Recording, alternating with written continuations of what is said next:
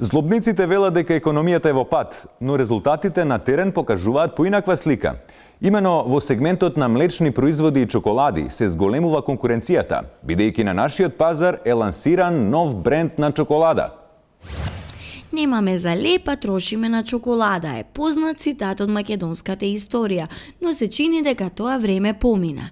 Затоа на нашиот пазар со странски брендови ќе се бори и еден наш македонски бренд со име Максим Димитриевски. Чоколадите се во компактна форма од 7 грама, што ги прави совршени за патување во странство во случај да ви падне шеќерот.